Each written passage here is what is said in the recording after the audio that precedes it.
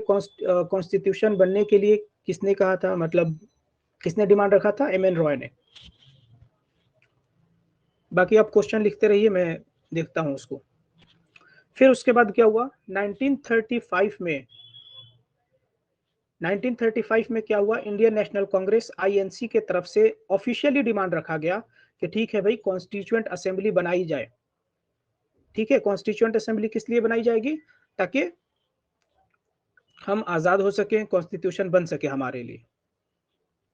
ठीक है, उसके बाद फिर 1938 में सबसे पहले जवाहरलाल नेहरू ने, चूंकि देखिए जो एम एन रॉय थे वो कोई उतने इंडिया के बड़े लीडर नहीं थे। सर इससे पहले भी किसी ने डिमांड किया था? नहीं, इससे पहले किसी ने डिमांड नहीं किया था। ठीक है, तो जवाहरलाल नेहरू ने इंडियन नेशनल कांग्रेस, चूंकि जो कि एक पार्टी है, इंडियन नेशनल कांग्रेस के बिहाफ पे 1938 में जवाहरलाल नेहरू ने कहा कि भाई हिंदुस्तान के लिए एक कॉन्स्टिट्यूएंट असेंबली बनाना बहुत जरूरी है। ठीक है भाई, ओके। इंडियन नेशनल कांग्रेस कब बना था? 1885 में बना था। सवाल ये पूछा जा सकता है कि इंडियन नेशनल कांग्रेस कब बना था 1885 में, किसने बनाया था? ए ओ ह्यूम ने। फर्स्ट प्रेसिडेंट कौन था इंडियन नेशनल कांग्रेस का? डब्ल्यू सी बनर्जी थे। और सवाल ये भी पूछा जा सकता है कि जब इंडियन नेशनल कांग्रेस बना था तो उस वक्त वाइसरॉय कौन थे? लॉर्ड डफरिन थे। ठीक है, जो भी उनका डेजिग्नेशन, चाहे वो गवर्नर जनरल ऑफ इंडिया हो या फिर वाइसरॉय हो, बट लॉर्ड डफरिन ही थे उस टाइम। तो आपको ये नाम याद रखना है, लॉर्ड डफरिन का। ठीक है भाई, यहां तक डिमांड रखा गया हिंदुस्तानी जो स्ट्रगल फाइटर्स थे उनके द्वारा। अब उसके बाद क्या होता है, किससे ये रख रहे हैं डिमांड? 1924 में नहीं भाई, वो 1924 में जो बन रहा है ना, वो स्वराज पार्टी 24 में नहीं 23 में बनी थी। जब 1905 में लॉर्ड कर्जन ने पार्टीशन कर दिया वेस्ट बंगाल का, यानी कि कोलकाता का, है ना, बंगाल का विभाजन कर दिया, तो वहां पे एक्सट्रीमिस्ट और मॉडरेट का जन्म हुआ। ठीक है, फिर वहां से एक बात को निकाला गया, 1923 में स्वराजिस्ट पार्टी बनी। स्वराज पार्टी उसी को कहते हैं जिसमें चित्तरंजन दास थे, प्रेसिडेंट थे, जवाहरलाल और मोतीलाल नेहरू थे, एक और कोई था, नाम मुझे याद नहीं आ रहा है, लोग बहुत थे उसमें। तो उन्होंने विद इन कांग्रेस, वो उनका ये मानना था कि थोड़ा सा हट के काम करना चाहिए, जैसे कांग्रेस कर रहा है वैसे नहीं, मगर वो विद इन कांग्रेस ही काम करना चाहते थे। तो ऑफिशियली वो डिमांड नहीं रखा गया था। ठीक है, जो ऑफिशियली डिमांड रखा गया है वो मैं आपको बता रहा हूं। जैसे कि अभी आप सुनते होंगे न्यूज में कि जवाहरलाल नेहरू पता नहीं किसके साथ घूमते थे, गांधी जी पता नहीं किस महिला के साथ घूमते थे। तो वो कहीं लिखा गया है क्या? वो अनऑफिशियली मेरे बारे में भी लोग कह सकते हैं कि ये औरंगजेब उस लड़की के साथ घूमता था, उसके साथ बात करता है। तो ये रिकॉर्ड पे थोड़ी ना है, बातें तो बहुत सारी बनाई जाएंगी। जो चीजें रिकॉग्नाइज्ड हैं, जो पूरे आपके सामने है पूरा, वैसे आधी बातों को मत पढ़िए। बात समझ में आ रही है? तो इस तरीके, वो अफवाह र्यूमर होता है, तो हमें र्यूमर पे ध्यान नहीं देना है। र्यूमर के बारे में कोई नहीं पूछता है कि गांधी जी के साथ कौन लड़की घूमती थी। सवाल सिर्फ यही पूछेगा कि गांधी जी कब पैदा हुए थे। ठीक है, आगे बढ़ते हैं। तो ये हो गया, कॉन्स्टिट्यूएंट असेंबली का डिमांड रखा गया। उसके बाद सर लूसेंट में है लेकिन, ठीक है, लूसेंट में है वो अलग चीज है, उसमें फिर से आप पढ़िए, या फिर लूसेंट का वो जो भी है स्क्रीनशॉट मुझे भेजिए, उसमें क्या कहा गया है मैं बताता हूँ आपको। तो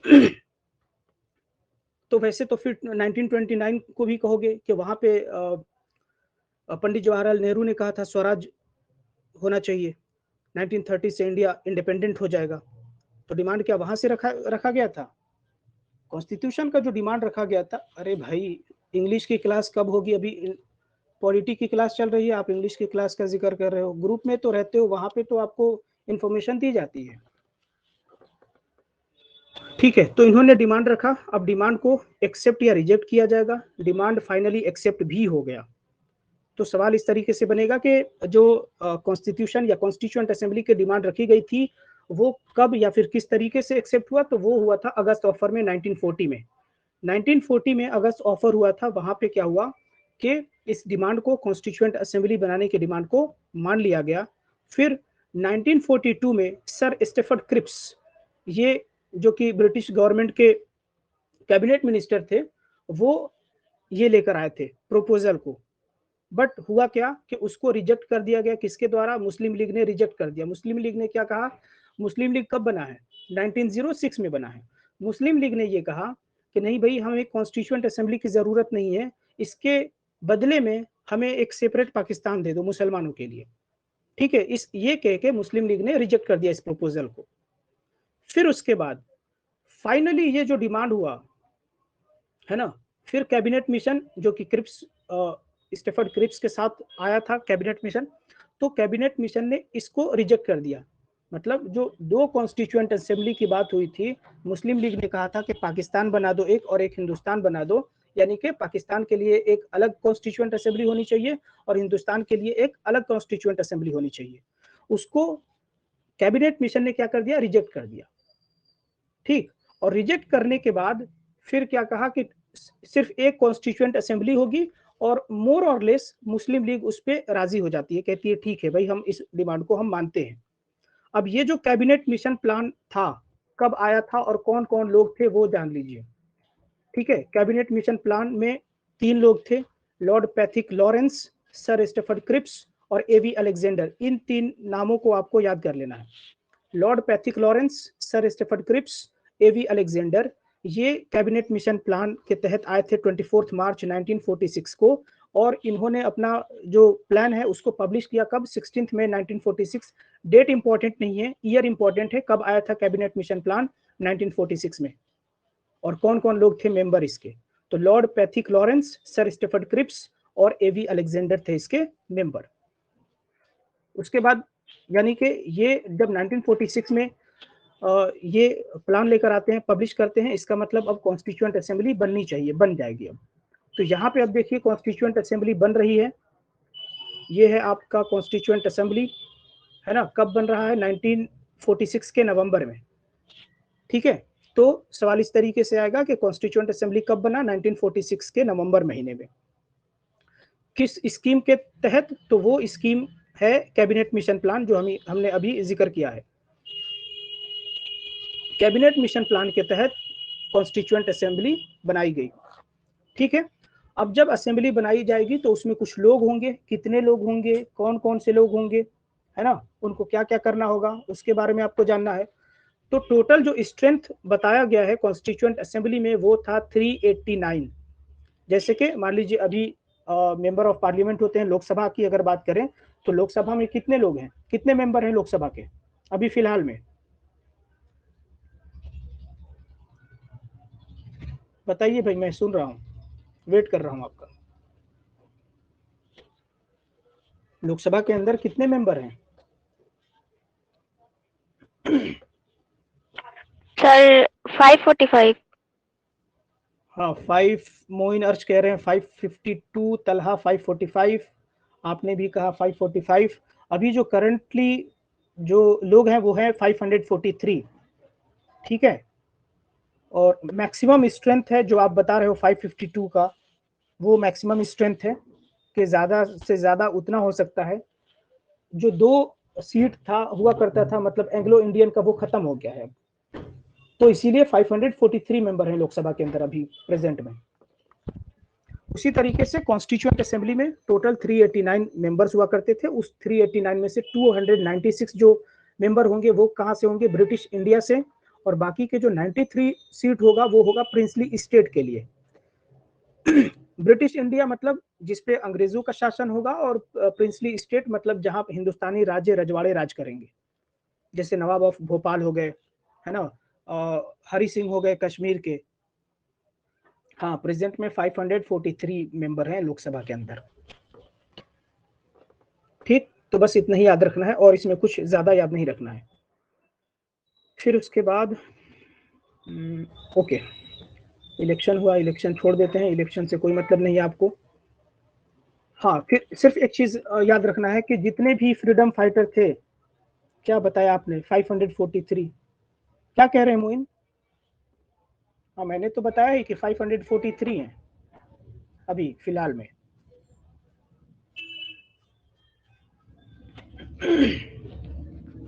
पूरा बात बताइए, क्या कहना चाहते हैं मोइन? तो जितने भी फ्रीडम फाइटर थे सभी लोग इस कॉन्स्टिट्यूएंट असेंबली में मौजूद थे सिवाय गांधी जी के। ये बात याद रखना है। सिर्फ आपको नहीं आ रही है तलहा या फिर सबको नहीं आ रहा है? हाँ, आवाज बाकी लोगों के लिए क्लियर है? सर क्लियर है। जी सर। तलहा आपके नेटवर्क में इशू है। तो कॉन्स्टिट्यूएंट असेंबली बन गई। हमने पढ़ा कि कितने मेंबर थे। अब ध्यान से देखिए कि कॉन्स्टिट्यूएंट असेंबली की पहली मीटिंग कब हुई थी। ये सवाल पूछा जा चुका है, हो सकता है पूछा जाए। तो फर्स्ट जो मीटिंग थी वो रखी गई थी 9 दिसंबर 1946 को। कॉन्स्टिट्यूएंट असेंबली बन कब रही है? नवंबर 1946 में। पहली मीटिंग कब रखी गई? पहली मीटिंग रखी गई है 1946 9 दिसंबर को। ठीक है, तो पहली मीटिंग है 9 दिसंबर को 1946 में कॉन्स्टिट्यूएंट असेंबली की पहली मीटिंग रखी गई। उसके बाद ठीक है, फिर ये सब ध्यान नहीं देना है, ये आपके काम का नहीं है।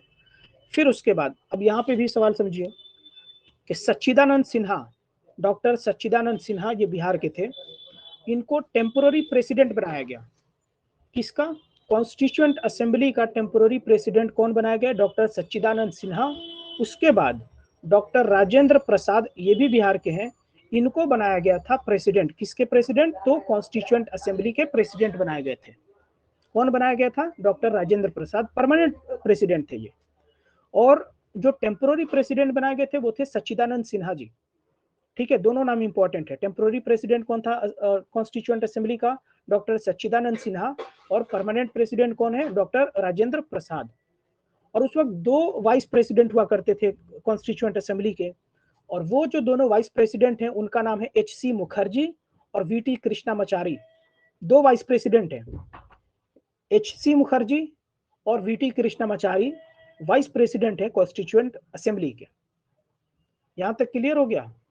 बीच बीच में किसी भी तरीके का क्वेश्चन हो, कंफ्यूजन हो, पूछते रहिए। सर रिपीट करिए। हाँ, मैं रिपीट कर रहा हूँ, आप स्क्रीनशॉट भी ले सकते हो आप लोग। देखो कि कॉन्स्टिट्यूएंट असेंबली की जो फर्स्ट मीटिंग रखी गई थी 9 दिसंबर 1946 को। फिर डॉक्टर सच्चिदानंद सिन्हा को टेम्पोररी प्रेसिडेंट बनाया गया कॉन्स्टिट्यूएंट असेंबली का। उसके बाद फिर राजेंद्र प्रसाद को परमानेंट प्रेसिडेंट बनाया गया कॉन्स्टिट्यूएंट असेंबली का। और दो वाइस प्रेसिडेंट हुआ करते थे कॉन्स्टिट्यूएंट असेंबली के, एच.सी. मुखर्जी और वी.टी. कृष्णामाचारी।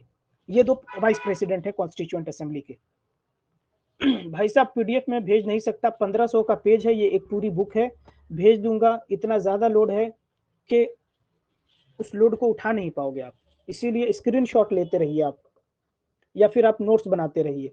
नोट्स बनाओगे बढ़िया रहेगा, या फिर नोट्स नहीं बना रहे हो तो कम से कम स्क्रीनशॉट आप ले लीजिए जो इसमें नहीं लिखा हुआ है। इसीलिए मैं सर्कल कर रहा हूं ताकि आपको दिख जाए कि मैं यहाँ से क्या बता रहा हूँ, एक्स्ट्रा क्या बता रहा हूँ। जो एक्स्ट्रा बता रहा हूँ उसको प्लीज लिख लो। नहीं लिखोगे मेरा नुकसान नहीं होगा भाई साहब, नुकसान आपका होगा। सर ये रिकॉर्ड तो हो ही रहा है, कभी देखना हो तो देख सकते हैं। हाँ ये भी है, रिकॉर्ड भी हो रहा है जी। फिर भाई देखो, ऑब्जेक्टिव रिजोल्यूशन पूछा जाएगा ऑब्जेक्टिव रिजोल्यूशन के बारे में कि कब दिया गया। तो याद रखना है डेट 13 दिसंबर 1946। किसने दिया था? जवाहरलाल नेहरू। कुछ नहीं करना है आपने, सिंपल सा याद रखना है कि ऑब्जेक्टिव रिजोल्यूशन क्या है, ये भी नहीं याद रखना है। ठीक है, ऑब्जेक्टिव, सर थोड़ा करीब आ जाएंगे माइक के भाई, बहुत माइक के तो बहुत थोड़ा क्या पूरा पास हो रहा। अब कितना आवाज ज्यादा स्लो है क्या? नहीं सर सही है।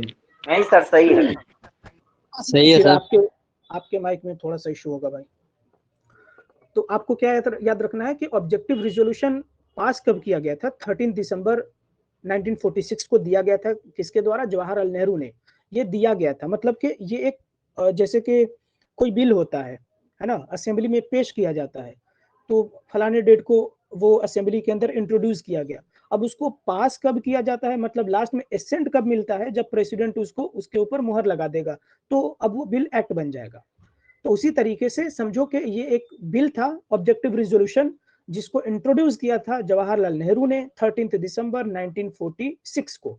और इसी ऑब्जेक्टिव रिजोल्यूशन के कुछ जो पार्ट्स हैं आपके प्रियम्बल में देखने को मिलेगा, जैसे कि आप देखो यहाँ पे इंडिया के बारे में बोला गया है कि इंडिया इंडिपेंडेंट होगा, सॉवरेन होगा, रिपब्लिक होगा। आप प्रियम्बल में भी देख सकते हो, ये वर्ड वहाँ पे है। मैंने जब प्रियम्बल पढ़ाया था तो वहाँ पे आपको बताया भी था। ठीक है, फिर इसमें हाँ एक चीज और है, ये जो स्पीच आप देख रहे हो ऑब्जेक्टिव रिजोल्यूशन वाला, इस स्पीच का नाम है ट्रिस्ट विथ डेस्टिनी। ठीक है, मैं जब प्रियम्बल पढ़ा रहा था Yes, वहां पे एक स्पीच का जिक्र किया था मैंने, क्या नाम था, Trinity, union of Trinity, unity of Trinity या फिर यूनियन ऑफ ट्रिनिटी, हाँ ये था, बी आर अम्बेडकर की स्पीच थी वो। और ये जो स्पीच है ऑब्जेक्टिव रिजोल्यूशन, इस स्पीच का नाम है ट्रिस्ट विथ डेस्टिनी, ये जवाहरलाल नेहरू ने दी है।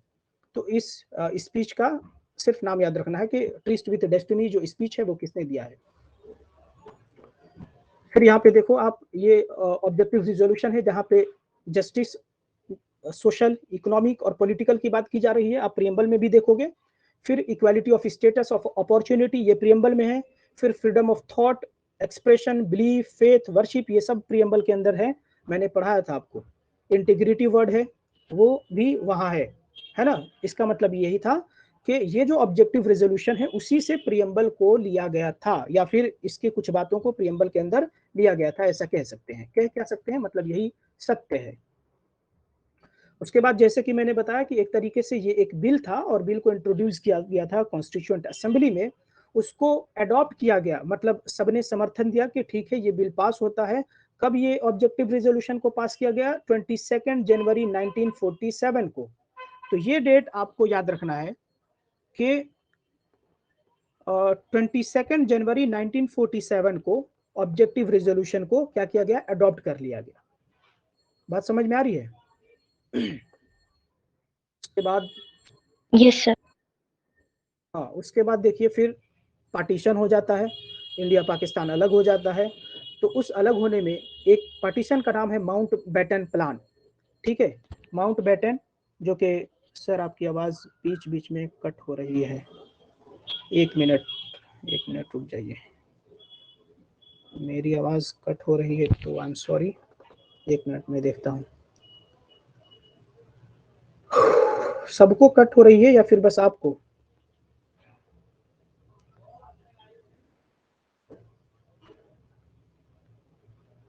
Clear है सर। ओके, फिर आप में थोड़ा सा इशू होगा भाई, सभी को नहीं, मतलब कुछ को क्लियर दिख रहा है, मतलब जिन लोगों को इशू हो रहा है एक बार आप रिफ्रेश कर लो या फिर चले जाओ बाहर, फिर आओ वापस, जब तक मैं रुका हूँ। अगर जा रहे हो तो, नहीं जा रहे हो तो मैं आगे बढ़ता हूँ। हाँ ठीक है, देख लिया आप आराम से। 1 मिनट रुक जाता हूँ। हाँ, इसीलिए मैंने मतलब इस टीचमेंट पे रखा है ताकि रिकॉर्ड हो जाएगा। ऑनलाइन में यही प्रॉब्लम है कि बहुत से बच्चों का रिकॉर्ड नहीं हो पाएगा, मतलब वो मिस कर जाएंगे, वॉइस क्लियर नहीं आ रही है तो कोई काम पड़ गया, कोई कुछ कर रहा है, कोई कुछ कर रहा है। इसलिए मैंने सोचा क्यों ना मैं यहाँ पे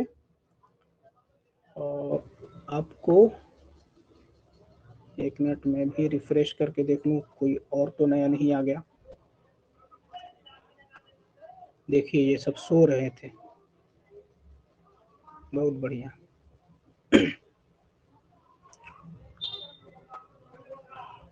ठीक है, ठीक है। हाँ, तो माउंट बैटन प्लान कब हुआ भाई? 3 जून 1947 को। 3 जून 1947 को माउंट बैटन प्लान हुआ। हो जा भाई, जिसके तहत ये कहा गया कि भाई इंडिया अब अलग हो जाएगा, इंडिया और पाकिस्तान दो होंगे। आपके पास 3 ऑप्शन है कि या तो आप इंडिया को ज्वाइन करिए, या तो पाकिस्तान को ज्वाइन करिए, या फिर इंडिपेंडेंट हो जाओ।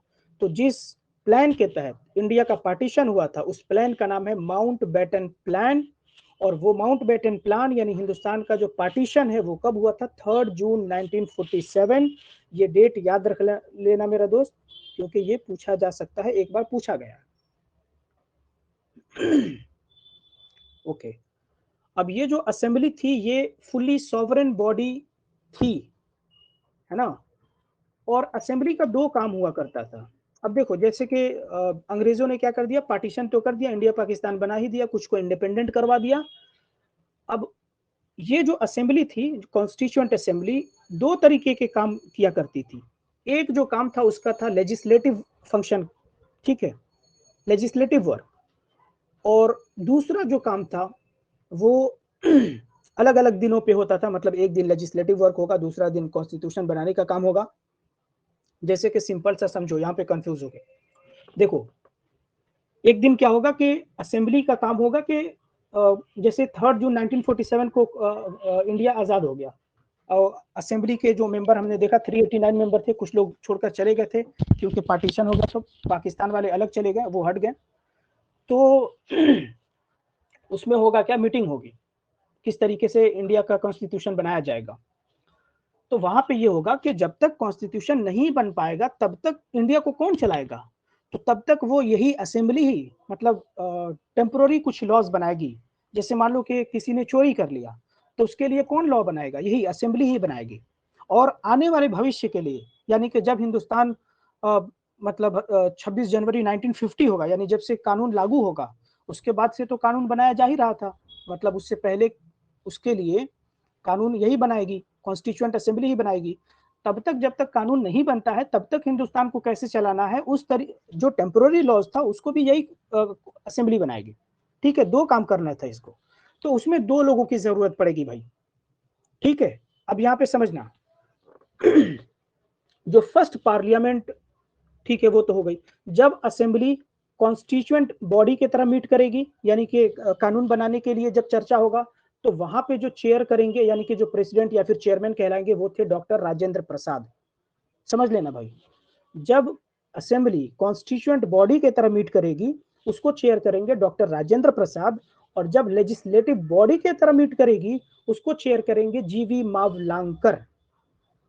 यही जीवी मावलांकर हैं जो आपके फर्स्ट लोकसभा के स्पीकर माने जाते हैं। ठीक है, ये भी क्वेश्चन कई बार पूछा जा चुका है, आने वाले समय में भी पूछा जाएगा कि लोकसभा के फर्स्ट स्पीकर कौन है, वो है जीवी मावलांकर। ठीक है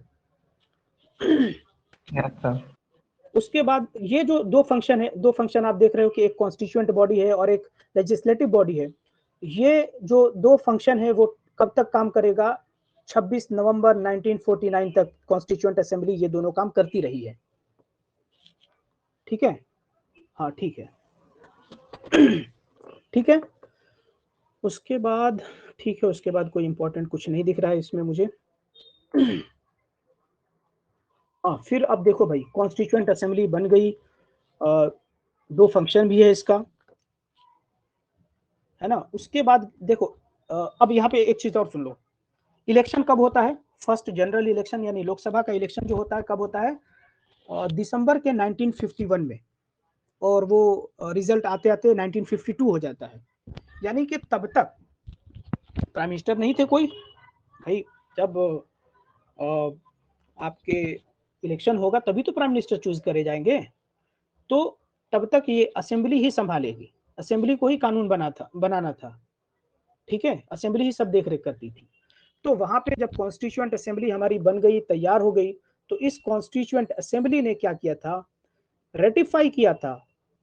क्या रेटिफाई किया था कि इंडिया का मेंबरशिप कॉमनवेल्थ के लिए रहेगा या नहीं रहेगा, कब, 1949 के मई में, मई 1949 में ये असेंबली, कॉन्स्टिट्यूएंट असेंबली ने रेटिफाई किया था कि इंडिया मेंबर रहेगा कॉमनवेल्थ का। इसीलिए आप देखते हो कॉमनवेल्थ गेम्स होता है, आप देखते हो कॉमनवेल्थ का मतलब ये होता है कि हर वो कंट्री जिसपे ब्रिटिशर्स ने हुकूमत की है वो कॉमनवेल्थ के मेंबर कहलाएंगे। तो ये कॉन्स्टिट्यूएंट असेंबली की जिम्मेदारी थी कि भाई हम ब्रिटेन के कॉमनवेल्थ का मेंबर रहना चाहते हैं या नहीं रहना चाहते हैं। तो असेंबली ने कहा कि नहीं भाई, हमें रहना चाहिए। ठीक है, तो उस तरीके से रेटिफाई कर दिया। कब रेटिफाई किया, मई 1949 में।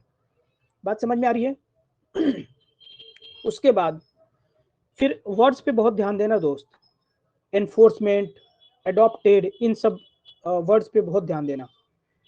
फिर इसी कॉन्स्टिट्यूएंट असेंबली ने अडॉप्ट किया किसको, नेशनल फ्लैग को। ये भी एक बार पूछा जा चुका है। ठीक है, नेशनल फ्लैग को कॉन्स्टिट्यूएंट असेंबली ने कब अडॉप्ट किया, यानी कि हमारा जो राष्ट्रीय ध्वज है, तिरंगा है, उसको कॉन्स्टिट्यूएंट असेंबली ने अडॉप्ट किया कब? जुलाई 22 1947 को। ये डेट एकदम पी जाना बढ़िया से। 22 जुलाई 1947 को नेशनल फ्लैग को कॉन्स्टिट्यूएंट असेंबली ने अडॉप्ट किया था कि भारत का जो नेशनल फ्लैग होगा वो ये होगा ट्राई कलर। कब? 22 जुलाई 1947 को। उसी कॉन्स्टिट्यूएंट असेंबली ने नेशनल एंथम कौन सा है भाई? नेशनल एंथम क्या है? जनगण मन अधिनायक। हाँ ठीक है, लिखा किसने था? रविन्द्रनाथ टैगोर।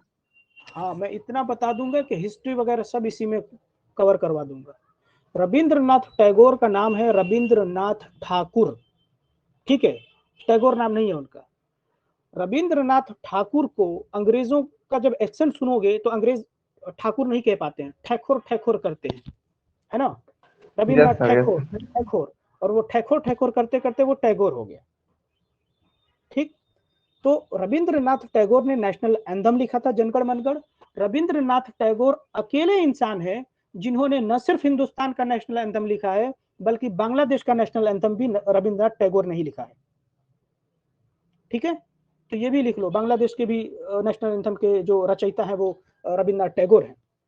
फिर रविंद्रनाथ टैगोर ने गीतांजलि एक लिटरेचर लिखा था, और उसी गीतांजलि के लिए उनको एशिया में सबसे पहले नोबेल पुरस्कार मिला था। 1916 या 30 था, कंफर्म नहीं हूं, मगर 13 या 16 में से कोई एक डेट होगा, ठीक है।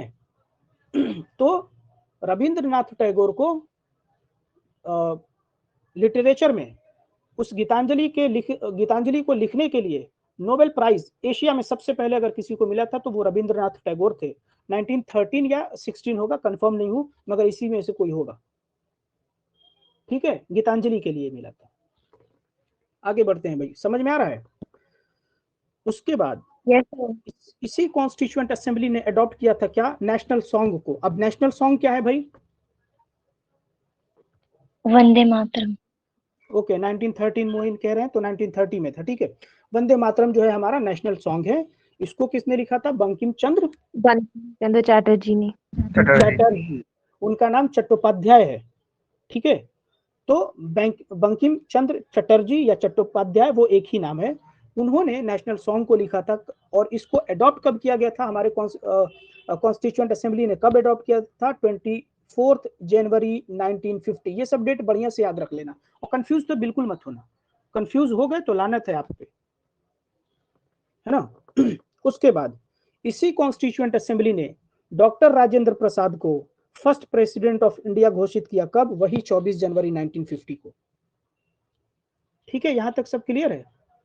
याद रखना किसको कॉन्स्टिट्यूएंट असेंबली ने अडॉप्ट किया, कब किया, और जो एक्स्ट्रा चीजें बता रहा हूं उसको तो भाई लिख ही लो। उसके बाद अब देखो यहां पे आता है एक थोड़ा सा कंफ्यूजन दोस्त, कि कॉन्स्टिट्यूएंट असेंबली को ये कहा जाता है कि कॉन्स्टिट्यूएंट असेंबली की जो मीटिंग है टोटल 11 सेशन हुआ है। ये भी पूछा जाता है कि कितने सेशन हुआ था, और सेशन को छोड़ो, गोली मारते हैं। हाँ, कंफ्यूजन हो ही तो खा जाती है, तो कंफ्यूजन को ही तो खत्म करने के लिए मैं हूं यहाँ पे जिंदा, ठीक है। तो कॉन्स्टिट्यूएंट असेंबली टोटल कितना टाइम लिया था इस पूरे कॉन्स्टिट्यूशन को बनाने के लिए? 2 साल 11 महीने 18 दिन, ठीक है। 2 साल 11 महीने 18 दिन में पूरा कॉन्स्टिट्यूशन तैयार हुआ है हमारा। और इस कॉन्स्टिट्यूएंट असेंबली की जो मीटिंग है, देखो ये जो मीटिंग है ना 11+1 टोटल, वैसे तो 11 मीटिंग हुई है कॉन्स्टिट्यूएंट असेंबली की, बट 11+1 मानना इसको, यानी कि 12। और ऐसा क्यों? क्योंकि पिछले बार क्लैट के पेपर में यही आया था कि कॉन्स्टिट्यूएंट असेंबली की मीटिंग कितनी बार हुई थी, तो बच्चों ने 11 लगा कर आया था और उसका आंसर था 12। और वो 12 क्यों? क्योंकि 11 सेशन तो है, बट जो फाइनल सिग्नेचर है, सिग्नेचर करने का जो डेट है उसको इंक्लूड नहीं किया गया, मतलब उसको सेशन नहीं माना गया था, इसलिए वो 11 हो जाता है। जब उसको फाइनल वाले को भी ऐड कर देते हैं तो वो 12 हो जाएगा। बात समझ में आ रही है? तो 12 ही मानना, टोटल जो कॉन्स्टिट्यूएंट असेंबली का जो सेशन है वो 12 मानो, क्योंकि जब क्लैट ने उसको अप्रूव किया है इसका मतलब कि आप 12 के साथ जाओ। सर तो अगर ऑप्शन अगर आया तो जेडीएस वाला हट जाएगा तब 2 इयर्स हाँ? 21 मंथ अरे जेडीएस जो लिखा भैया, है 3 डेज ये हट जाएगा। ये तो 2 इयर्स 11 मंथ 18 डेज, तो ये तो अलग चीज है। ये कॉन्स्टिट्यूएंट असेंबली की मीटिंग हुई थी, मतलब इतने दिन में कॉन्स्टिट्यूशन जो है वो बना है, इतने दिन में पूरा बन के तैयार हुआ है। बट जो मीटिंग हुई थी, जैसे कि आप लोकसभा के अंदर देखोगे, मॉनसून सेशन हो गया, विंटर सेशन हो गया, है ना, बजट सेशन हो गया, इसमें डे होता है ना। मतलब देखो, जैसे विंटर सेशन सबसे छोटा सेशन है, उस विंटर सेशन में अगर 11 दिन के लिए सेशन होता है, इसका मतलब ये नहीं कि सिर्फ 11 दिन ही काउंट होगा। 11 दिन तो सिर्फ सेशन होता है। मान लो कि आज एक सेशन हुआ, आज एक सेशन हो गया, फिर दूसरा जो सेशन है 5 दिन के बाद हो गया, तो सेशन तो ये पहला हो गया, ये दूसरा हो गया, बट डे कितना हो गया? 1 और 5 6 दिन हो गया ना। इसमें इस सेशन को, 2 सेशन को अटेंड करने में 6 दिन लग गया। तो उसी तरीके से कॉन्स्टिट्यूशन को बनाने में 2 साल 11 महीने 18 दिन लगे हैं, बट जो सेशन है वो 12 सेशन अटेंड किया गया है। इसीलिए मैं कहता हूं जितना भी कंफ्यूजन हो, छोटा बड़ा उल जुलूल सब पूछ लिया करो, मैं क्लियर कर दूंगा। फिर ठीक है, ये हो गया जनरल इलेक्शन 1951-52 में हुआ। उसके बाद ये क्या बता रहा है, देखो यहाँ पे खुद लिखा हुआ है कि उसी 24 जनवरी 1950 को कॉन्स्टिट्यूएंट असेंबली फाइनल सेशन में मिली। लिखा हुआ है कि नहीं? उधर 11 सेशन था, इधर फाइनल लिख रहा है, यानी कि 11 और प्लस 1 12 सेशन हो गया। तो कॉन्स्टिट्यूएंट असेंबली का जो टोटल सेशन है 12 है। अब इसमें कंफ्यूज मत होना, इधर उधर से पढ़ोगे कंफ्यूज होगे, 11 लगा कराओगे, घंटा मिलेगा, 1 नंबर कम हो जाएगा। मुझे फिर मत कहना भाई। Yes sir. हाँ हाँ, फिर ये है, देखो बहुत सारी कमिटीज हैं। ये भी पूछता है कि किस कमेटी का जो चेयरमैन था या प्रेसिडेंट था वो कौन था। तो उसमें देख लो कमिटीज, वैसे जो मेजर कमिटीज हैं, जो बड़ी बड़ी कमिटीज हैं वो 8 हैं टोटल। ठीक है, उस 8 कमिटीज में से जो फर्स्ट कमेटी है यूनियन पावर्स कमेटी, और इसमें चिल्लाना नहीं कि सर ये भी याद करें, सर इसको भी याद करें, चिल्लाने की जरूरत नहीं है, याद करना ही पड़ेगा मेरे दोस्त, क्योंकि पता नहीं एग्जामिनर ने कौन सा कमेटी के बारे में पूछ रखा है और आपने किसको याद किया है। रट्टा मार लो, रट्टा क्या मारना है, 5 बार पढ़ोगे अपने आप ही याद हो जाएगा, दिमाग लगाओगे तो। देखो union powers committee, union powers committee के जो चेयरमैन थे, प्रेसिडेंट जो भी कह लो, वो थे Jawaharlal Nehru. Union constitution committee, जो कि जवाहरलाल नेहरू सबसे एक तरीके से वहां पे अभी फिलहाल के लिए बड़े नेता है, तो कॉन्स्टिट्यूशन कमेटी के वो मेंबर होंगे, यानी कि वो चेयरमैन थे। प्रोविंशियल, जो ये सरदार वल्लभ भाई पटेल की जिम्मेदारी क्या थी? डंडा से मार के जितने भी स्टेट्स या प्रिंसली स्टेट्स नाराज हैं, हिंदुस्तान में शामिल नहीं होना चाहते थे, सरदार पटेल का काम था डंडा से मार के उनको हिंदुस्तान में शामिल कराने का। तो प्रोविंस का मतलब होता है स्टेट। तो प्रोविंशियल कॉन्स्टिट्यूशन कमेटी का जो चेयरमैन था वो कौन था? सरदार पटेल थे। ठीक है, फिर उसके बाद ड्राफ्टिंग कमेटी। ड्राफ्टिंग कमेटी के बाद बारे में कौन नहीं जानता है? जो नहीं जानता है समझो कुछ नहीं जानता है। ड्राफ्टिंग कमेटी के जो हेड थे, चेयरमैन थे, वो थे बी.आर. अम्बेडकर। इसमें 7 मेंबर थे, नीचे देखेंगे 7 मेंबर में से कौन कौन लोग, बाकी के 6 बचे हैं। सिर्फ अभी के लिए इतना याद रखो, ड्राफ्टिंग कमेटी के मेंबर हैं, जो चेयरमैन है बी.आर. अम्बेडकर है। फिर advisory committee on fundamental right, minorities, tribal and excluded areas, इसके भी सरदार पटेल हैं। इसके सब कमिटीज हैं, छोटी छोटी कमिटीज इसमें भी हैं, सब याद नहीं करना है। देखो ये याद कर लो, वैसे सब याद कर लो तो बहुत बढ़िया है। ठीक है, ड्राफ्टिंग कमेटी वाला याद कर लो। हाँ भाई, क्वेश्चन करिए। उसके बाद फिर क्वेश्चन करिए, मैं आगे बढ़ता हूँ। Fundamental rights sub committee JB. Kripalani थे। माइनॉरिटीज के सब कमेटी एच.सी. मुखर्जी, जो कि वाइस प्रेसिडेंट भी थे। ठीक है, नॉर्थ ईस्ट फ्रंटियर, ये लंबा चौड़ा है, छोड़ दो इसको। एक्सक्लूडेड, इसको भी छोड़ दो, इसे भी छोड़ दो, इसे याद करो छठे को। Rules of procedure committee, doctor Rajendra Prasad इसके चेयरमैन थे। और स्टेट्स कमेटी के जवाहरलाल नेहरू, और स्टीयरिंग कमेटी के डॉक्टर राजेंद्र प्रसाद। बस बात खत्म हो गया। 2 बार 4 बार देखोगे हो जाएगा। How many committees were there? अरे भाई साहब, अभी तो बता रहा हूं कि मेजर कमिटीज 8 थी। ये 8 कमिटीज मैंने दिखा दिया आपको। देखो होता क्या है, अब मैं बता रहा हूं, एक चीज समझो। जो हमारे हाथ में हथियार आ गया है ना, फेसबुक, ट्विटर, इंस्टाग्राम, व्हाट्सएप, आदमी अपने आप को क्या समझता है? एवरीवन इज जर्नलिस्ट, है ना? सबका एक अलग एजेंडा है। सरकार ने कोई कानून बनाया, सभी लगते हैं लिखने, ये कानून गलत है, ये कानून सही है, ऐसे नहीं वैसे नहीं। हर कोई अपने आप को क्या बताने की कोशिश कर रहा है कि मैं जर्नलिस्ट हूं। जर्नलिस्ट का याद रखो, जर्नलिस्ट के लिए कोर्स करना पड़ता है ना? भाई साहब मैं डीप में ही तो जा रहा हूं, इतना डीप नहीं। अब क्या डीप जाओगे यार? 8 ही कमेटी है, अब क्या जबरदस्ती 16 कमेटी पूछवाओगे क्या? अब कितना डीप? क्या समंदर में गोता खाना है उसमें? इससे डीप नहीं पूछेगा तो बताओ, अगर अगर इससे क्या डीप? जब 8 ही कमेटी है तो अब उसमें क्या डीप? क्या 10 कमेटी जबरदस्ती पैदा कर दें हम? मैं जानता हूं आपकी रिक्वायरमेंट क्या है, इसीलिए मैंने पॉलिटी लिया है कि आपको मैं यार बता सकूं। बताइए। आपको बताने की जरूरत नहीं है, मैं मतलब बता दूंगा आपको कैसे क्या क्या करना है। तो हाँ, मैं क्या कह रहा था कि हाँ, दो अपने तरफ से बना दिए भाई। मैं जब बता रहा हूँ 8 ही कमेटी है तो भाई डीप, अब कितना डीप यार? क्या पनडुब्बी जहाज हो गए हो? नीचे सबमरीन की तरह जाओगे एकदम चेक करने के लिए? अब क्या चेक करोगे जब लास्ट पता ही है कि इतना ही है?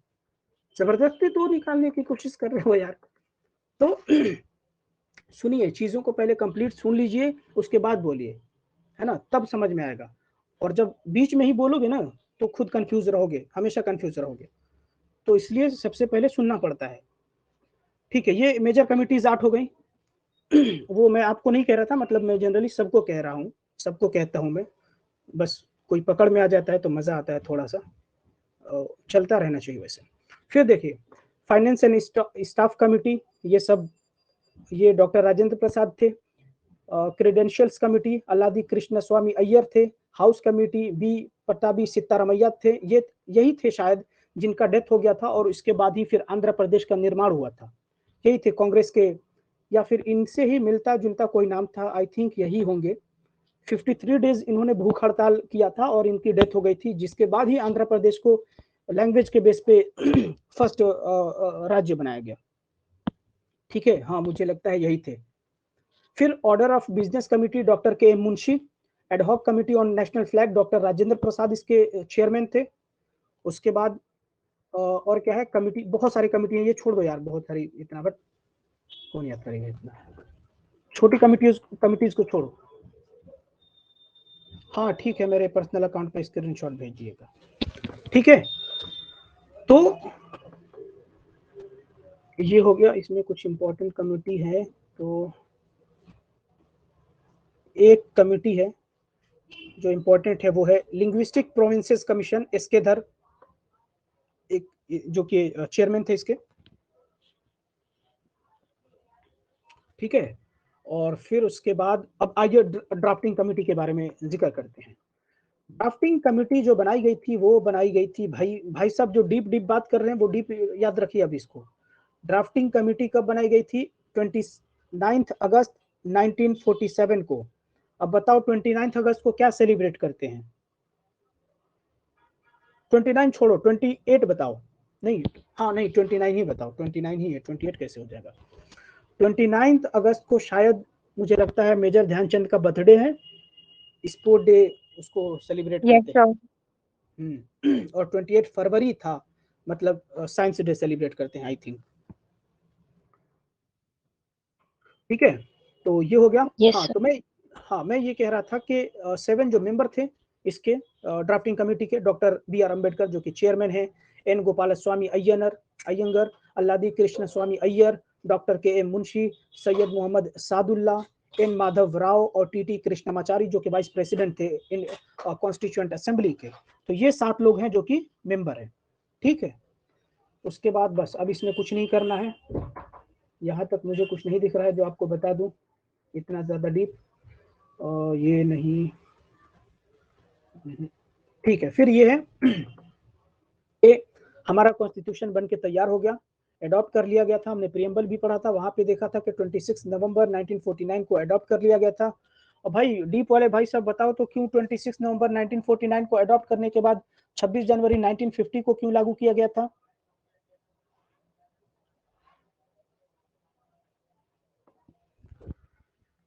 हाँ भाई, क्यों लागू किया गया था 26 जनवरी को, जब अडॉप्ट यही कर लिया गया? तो लेट करने की क्या वजह थी? सर एक्चुअली लाहौर सेशन हुआ था ना उस दिन, तो उन्होंने बोला उसी दिन हमें हमें अडॉप्ट करना है। हाँ हाँ, जवाहरलाल नेहरू का सेशन था यस लाहौर का 1929 में, जब वो प्रेसिडेंट थे। उन्होंने कहा था पूर्ण स्वराज हमें लेना है, इसलिए वेट किया गया 26 जनवरी 1950 का। अब डीप यहाँ पे याद करना है, तो डीप आवाज नहीं आ रही है ना? बहुत बढ़िया। और डॉक्टर बी आर अम्बेडकर को क्या कहते हैं? Father of Indian constitution. उनको chief architect of constitution of India कहा जाता है, उनको मॉडर्न मनु कहा जाता है। ये सब उनके टाइटल्स हैं। फिर ओके, डेट ऑफ कमेंसमेंट आपको पता ही है कि डेट ऑफ कमेंसमेंट क्या है? 26 जनवरी 1950, जिसे हम सेलिब्रेट करते हैं रिपब्लिक डे के नाम से। फिर उसके बाद ये कहाँ जा रहा है भाई साहब? जुलाई कांग्रेस पार्टी, ठीक है, इधर कुछ नहीं है।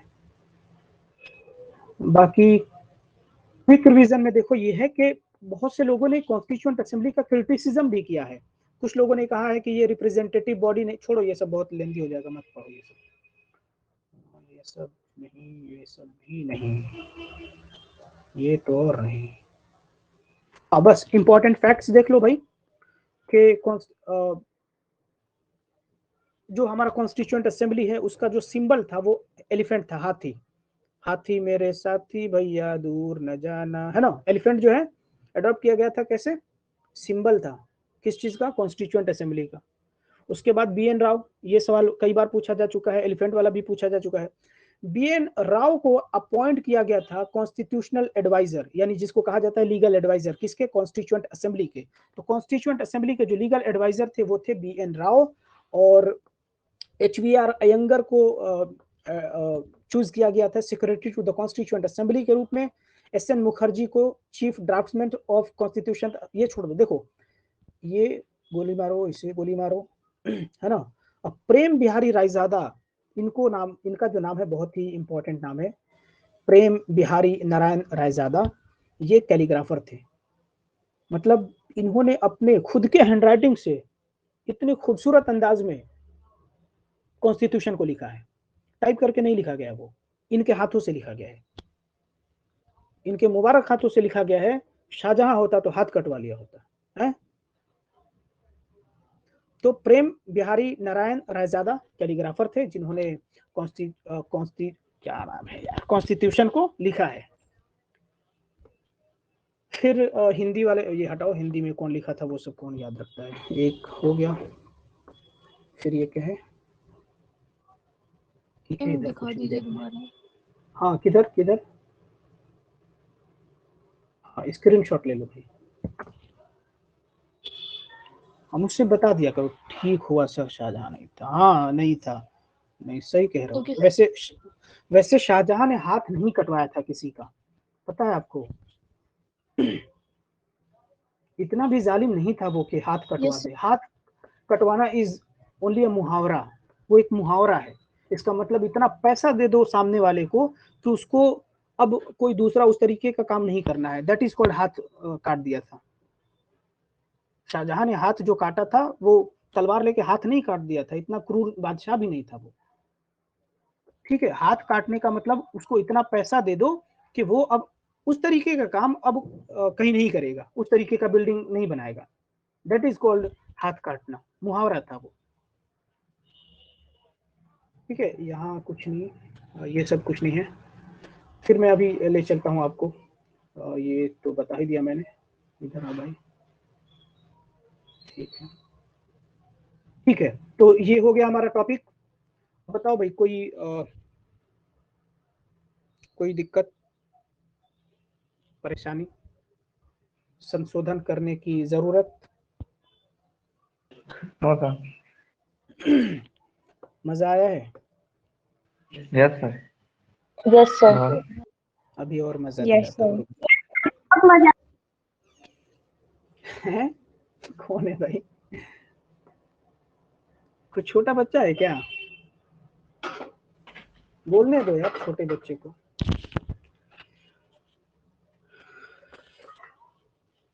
ओके, रुको अब एक चीज दिखाता हूँ मैं आपको।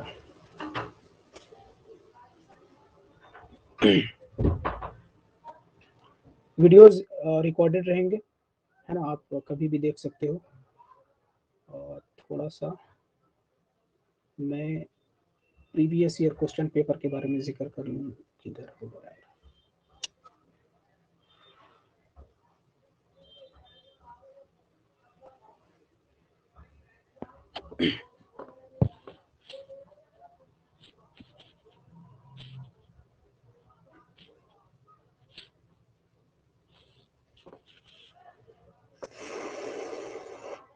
कहाँ चले गए भाई, जब तक कुछ बोलिए भाई, इतना चुप चुप मत रहा करो यार, डर लगता है खामोशी से, कुछ बोला करो। आवाज आ रही है मेरी? Yes yes sir. सर। ये तो पूरा उल्टा है, इसको सीधा कैसे करें? उल्टा ही है क्या? अरे भैया, अरे सीधा हो जाए। अरे नहीं, ये तो कैसे सीधा सीधा कैसे? सर आप ही बोलते रहे, अच्छा लग रहा है सुनने में।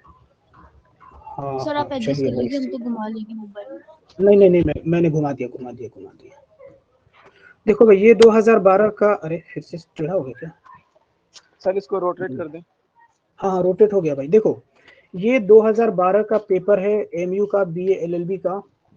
यहाँ तक कुछ नहीं है। What is the meaning of वो भी नहीं है। देखो जैसे एक ये क्वेश्चन है, क्वेश्चन नंबर 6। अरे भैया हो जाओ। ये क्वेश्चन नंबर 6 है, मतलब अभी हमने पढ़ा नहीं है वैसे, है ना, जो कि यहीं से है, मतलब इंडियन पॉलिटी से है कि यूएसए से क्या लिया गया है ना। नहीं लिया नहीं गया, ये नाम है पार्लियामेंट का, ठीक, कि किस पार्लियामेंट का नाम क्या है। जैसे अपने यहाँ पार्लियामेंट का नाम पार्लियामेंट है या फिर संसद कहते हैं उसको, तो यूएसए का पार्लियामेंट का क्या नाम है?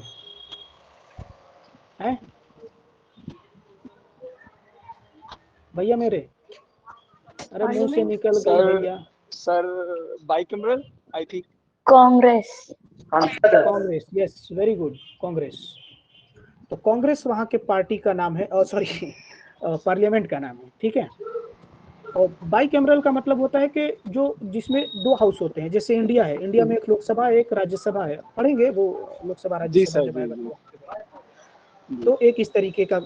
देखो अब ये सवाल बताने का मकसद सिर्फ इतना सा था, आपने याद करना है जो इम्पोर्टेंट कंट्रीज हैं, खास करके वो जो क्रिकेट प्लेइंग नेशंस हैं, यानी कि इंडिया के साथ या फिर किसी भी कंट्री के साथ जो क्रिकेट खेलती हैं, उनके प्रेसिडेंट के नाम, या फिर प्राइम मिनिस्टर हैं तो उनके नाम, या फिर उनके पार्लियामेंट का नाम, उनके कैपिटल, उनका करेंसी।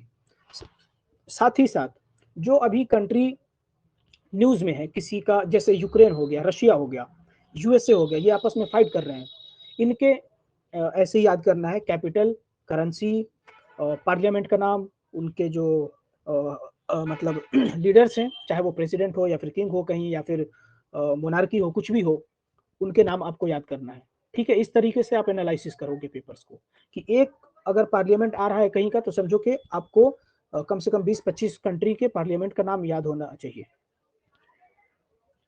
उसके बाद वीवीपैट से मेरा कोई लेना देना नहीं है, मैं सिर्फ अभी कोशिश कर रहा हूँ, बताऊंगा मैं हर चीज़, बट अभी मैं कोशिश कर रहा हूँ जो मैंने पढ़ाया या फिर पढ़ाने वाला हूँ वहां तक आप पहुंच पाओ। फिर उसके बाद यहाँ देखो कि high court of Madhya Pradesh is located at. चलो एक बात बताओ, यूपी का हाई कोर्ट कहाँ है? यूपी की हाई कोर्ट इलाहाबाद। और ये लखनऊ वाला क्या है? सर वो बेंच लखनऊ में ही है सर, लखनऊ में। और इलाहाबाद क्या है फिर? सर 2 है शायद। सर हो वो गए लखनऊ कंफ्यूज? में बेंच है और इलाहाबाद में हाई कोर्ट है। हाँ इलाहाबाद में हाई कोर्ट है, लखनऊ बेंच है,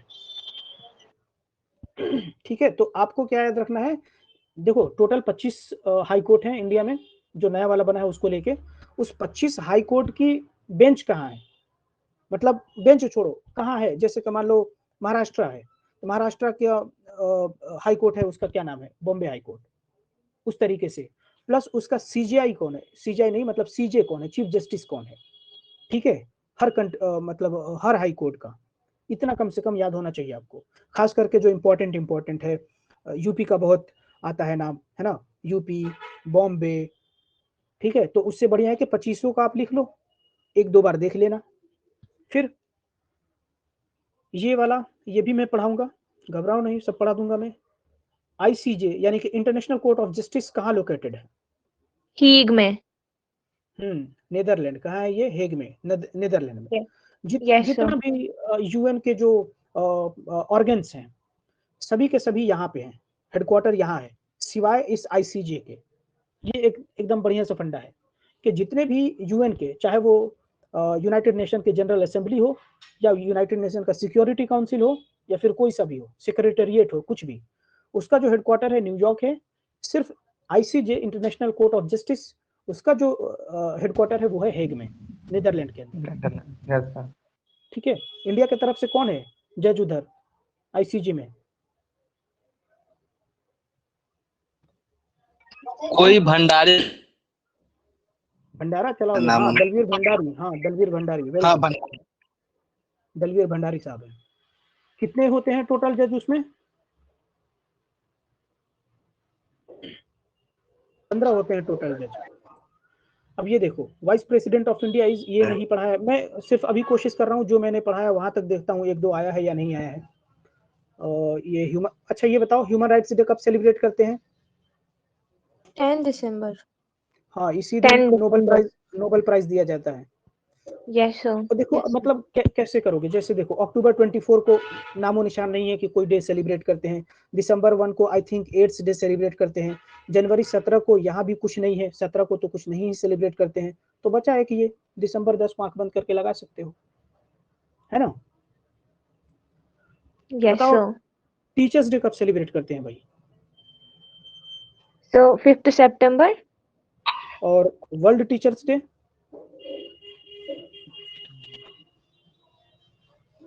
यही तो है मेरे दोस्त कि टीचर्स डे स्कीम पता चल गया है सबको, चिल्ला चिल्ला के किसी ने बता दिया है, टीचर्स डे पूछ लेता है, चिल्ड्रंस डे पूछ लेता है, अब नया चीज पूछेगा कि चलो बताओ वर्ल्ड टीचर्स डे कब सेलिब्रेट करते हैं? 5 अक्टूबर को करते हैं, लिख लो, ठीक है। उसके बाद अभी नया 26 जनवरी को, सॉरी 26 दिसंबर को क्या सेलिब्रेट करते हैं? अभी छोड़ो, 25 को तो पता होगा, 25 को क्या करते हैं? क्रिसमस। क्रिसमस, हाँ क्रिसमस। और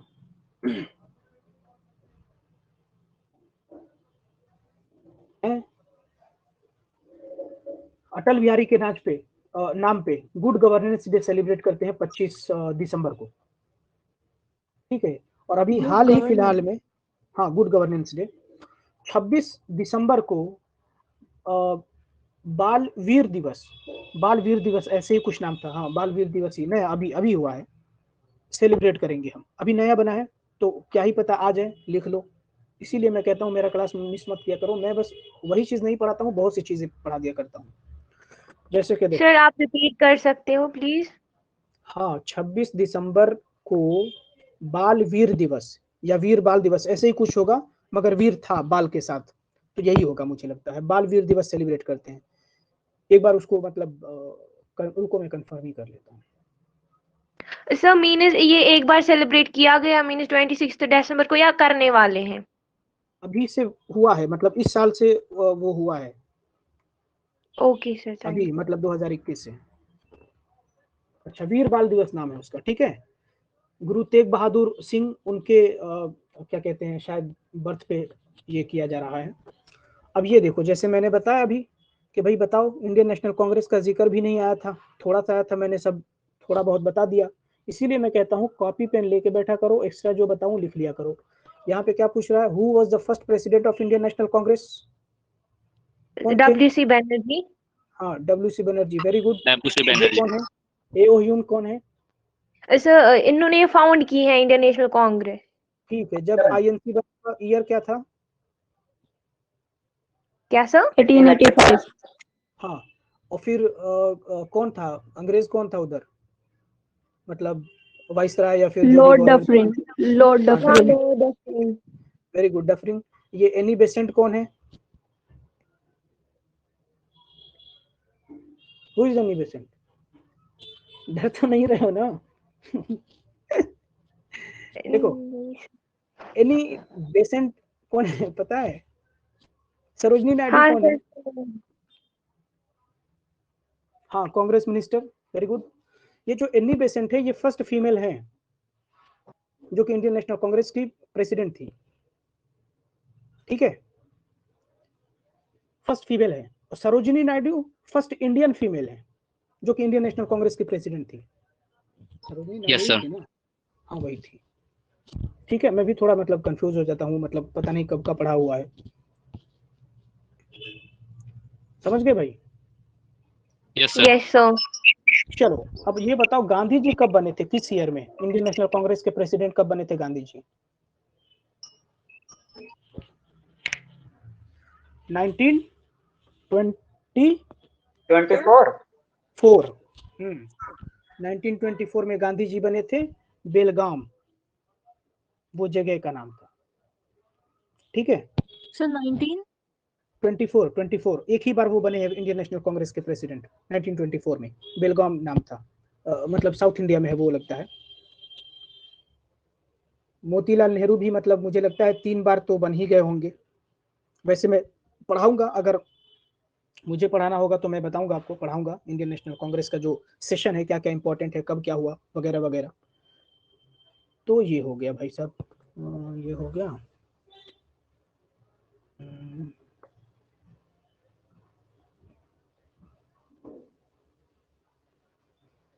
हाँ, तो इस तरीके से आपने पढ़ना है भाई साहब, मन लगा के पढ़ा करो यार, इसमें थोड़ा जवाब दिया करो। मतलब अब बताओ, मैंने बहुत पहले ही कह दिया था कि आप ग्रुप ज्वाइन कर लो, मतलब इसको क्या कहते हैं, क्या नाम है इसका, टीचमेंट।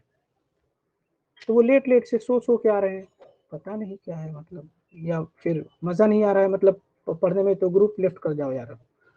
और मतलब उन बच्चों को रहने दो जिनको मजा आ रहा है। सर जिनको हाँ आ रहा है चलो, वो तो है ही यहाँ पर। हाँ ये बढ़िया है। ये बताओ भाई, ये फर्स्ट जो मेरे फर्स्ट क्लास में होंगे उनको पता होगा ये कि religious body exercising political power, यानी जब रिलीजियस बॉडी पावर एक्सरसाइज करती है तो उस टाइप के गवर्नमेंट को क्या बोला जाता है? Aristocracy, theocracy, oligarchy, polycracy. Aristocracy sir. First class में कौन कौन था जब प्रियम्बल में पढ़ा रहा था, कौन कौन था? Yes sir. हाँ तो बताइए भाई, कौन सा क्रेसी होगा? शायद एरिस्टोक्रेसी। सर ये नहीं होगा, एरिस्टोक्रेसी सर नहीं होगा। सेकंड थियो। हाँ, थियोक्रेसी होगा। मैंने बताया था कि थियोक्रेसी मतलब ये Yes, होता है जहाँ पे एक स्टेट का एक रिलीजन होता है, वो थियोक्रेसी कहलाता है, थियोक्रेटिक स्टेट कहलाता है। India is a secular state, कोई रिलीजन, स्टेट का कोई रिलीजन नहीं है ना, तो वो थियोक्रेसी हो जाएगा, ठीक है। चलिए, तो 2-3 क्वेश्चन तो इधर ही मिल गया एक ही 2 दिन में। और सर एरिस्टोक्रेसी क्या होता है? हाँ, एरिस्टोक्रेसी मतलब होता है रूल बाय फ्यू, मतलब कुछ लोग जो मिलके चलाते हैं वो एरिस्टोक्रेसी कहलाता है। और बाकी ये देखिए भाई, जैसा कि मैंने बताया कि आपको कैपिटल याद रखना है। ये हंगरी का कैपिटल पूछ दिया है, बुडापेस्ट होता है, तो आपको कैपिटल याद रखना है, करेंसी याद रखना है ना, ये सब तो याद ही रखना है आपको। रट्टा मार लो उसको बढ़िया से, ताकि वहां से 1-2 नंबर गायब ना हो आपका। फिर बस इतना ही है मतलब, ठीक है। ये 2012 का पेपर था, बहुत पुराना है काफी।